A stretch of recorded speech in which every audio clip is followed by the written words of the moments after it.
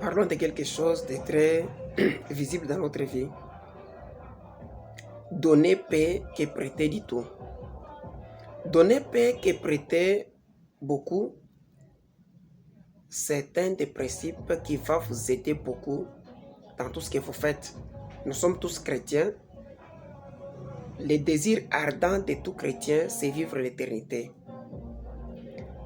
Et avant que nous puissions entrer en éternité, nous vivons d'abord dans le temps.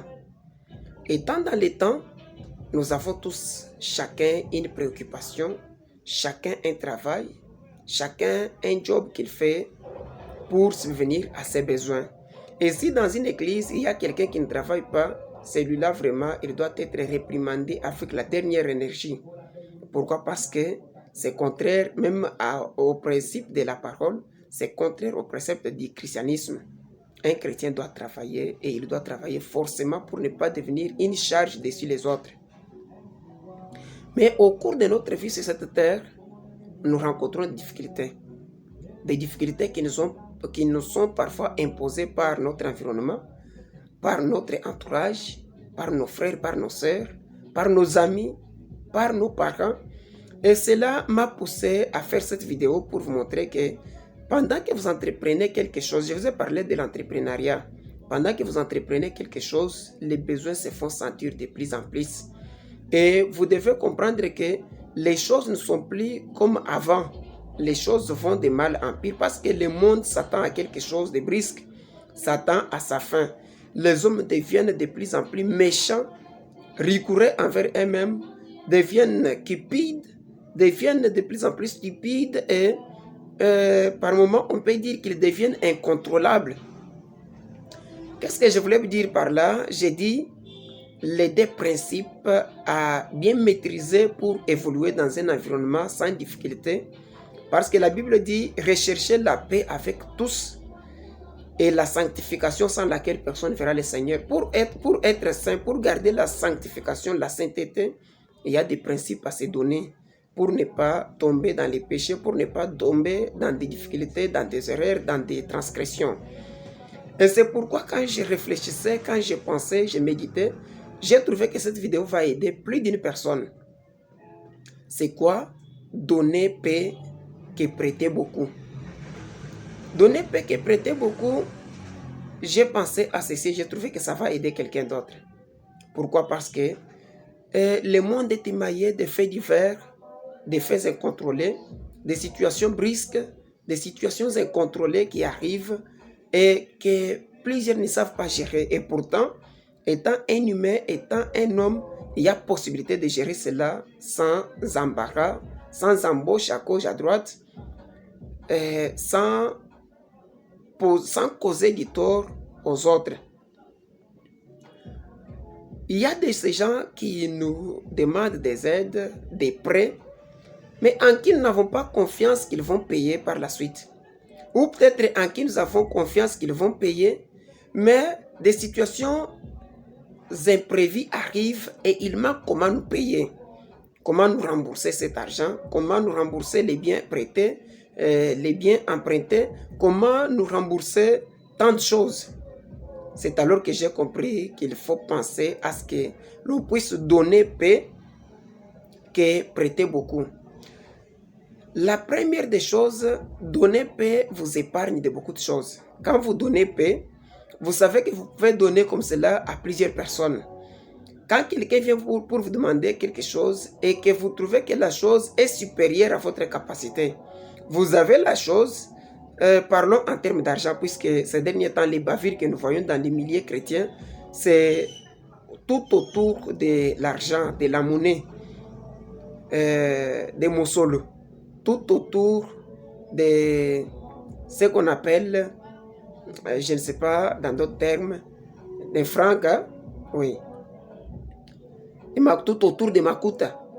Comment beaucoup deviennent des cupides au point où ils deviennent de plus en plus égocentriques, qu'ils ne pensent qu'à eux-mêmes qu'aux autres, qu'ils ne pensent qu'à leurs besoins.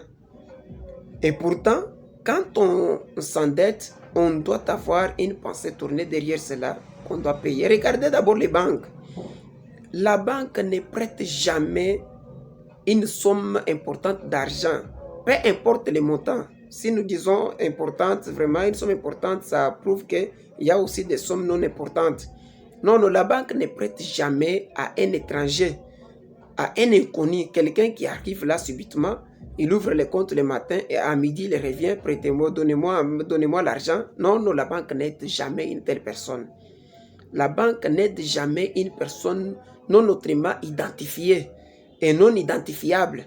La banque ne donne jamais l'argent à un individu, mais la banque prête à un monsieur, à une dame qu'elle maîtrise très bien, qu'elle connaît très bien, qu'elle identifie. Et elle maîtrise tout ce qu'elle fait, tout ce que la personne fait. Pourquoi? Parce que la banque, avant de prêter quelque chose, il demande en quelque sorte quelque chose comme gage. Pourquoi? Parce que en cas d'abstraction, en cas de perte, en cas de fuite, la banque peut utiliser cette chose gardée pour récupérer son montant, sa somme d'argent prêtée à ce dernier.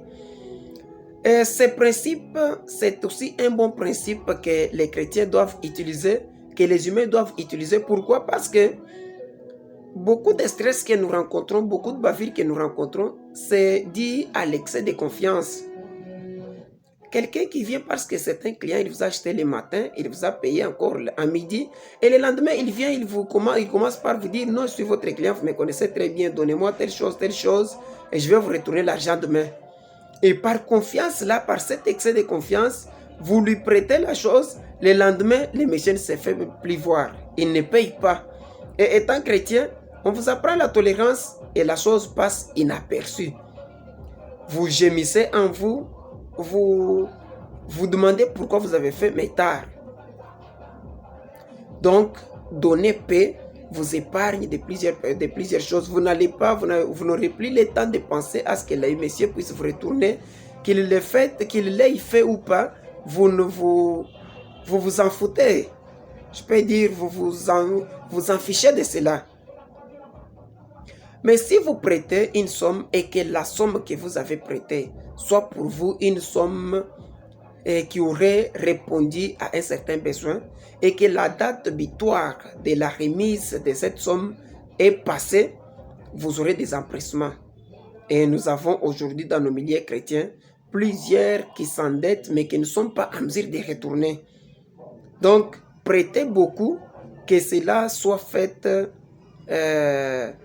à quelqu'un, que cela soit fait à quelqu'un que vous connaissez très bien, en qui vous avez le plus de confiance, qu'il est digne de confiance, que vous jugez digne de confiance. Si ce n'est pas le cas, donnez-lui une certaine somme et laissez-le partir. Ça vous épargnera de beaucoup d'échecs dans des commerces, dans des petits commerces, dans l'entrepreneuriat. J'ai vécu et j'ai donné un conseil à une personne qui était venue se présenter devant moi pour demander une certaine sorte de conseil. Il avait sa petite ferme, donc c'est son poulailler. Et il a élevé 100 têtes de poulet. Mais à la sortie, comme le marché n'était pas aussi élevé comme avant, il a préféré donner cela à crédit afin de récolter quand les gens seront payés à la paye. Et par surprise, tout le monde, ou on peut dire un pourcentage élevé de ceux qui s'étaient endettés, de ceux qui avaient pris de ces poulets pour payer à la paye, n'ont pas réalisé leurs promesses. Et l'argent qu'il avait déjà perçu ne pouvait pas l'aider à ce qu'il puisse encore retourner les quelques têtes de poulet dans sa ferme. Je lui ai dit, voilà l'erreur que toi tu as commise. L'erreur que tu as faite est que tu t'es donné entièrement à ces gens-là, aux inconnus, que tu ne sais pas leur comportement, que tu ne connaissais pas comment étaient leurs pensées. Mais présentement là, tu n'as qu'à pleurer, tu n'as que tes yeux et ta bouche pour pleurer. Mais le mieux à faire, c'est quoi? C'est les poursuivre. Les poursuivre avec rigueur, mais ne faites pas du mal à aucun de ces gens. Donc, quand vous prêtez, soyez sûr et certain que ce que vous avez prêté la première des choses, considérez cela comme étant perdu. Ce que vous prêtez, considérez cela comme étant volé pour que vous ne puissiez pas mettre le plus de confiance à l'attente de cette dernière somme. Cela est compris. Prêter, donner paix au lieu de prêter. Quand quelqu'un vient pour vous demander quelque chose, donnez-la lui gratuitement plutôt que lui prêter. Parce que après les prêts, j'ai beaucoup d'exemples que j'ai commis. Les plus de crédits, les plus de dettes que j'ai encaissées dans ma vie ont été la cause de confiance faite aux autres personnes. Et cela m'a induit en erreur au point où je me suis retrouvé à un certain moment de la vie beaucoup plus endetté parce que j'avais pris ce que moi j'avais et prêté aux autres. En attendant qu'ils me remboursent, je suis allé aussi m'endetter auprès des autres. En attendant, donc avec l'espérance que mes débiteurs vont payer et moi aussi je vais rembourser à mes créanciers. Mais ce qui n'était pas le cas. Je vous dis ce qui n'était pas le cas. Abstenez-vous de prêter, mais donnez gratuitement. Car la générosité n'est pas dans les prêts, mais c'est dans les dons. Dans les dons gratuits. Jésus nous a donné la vie éternelle gratuitement. Il ne nous en a pas fait payer.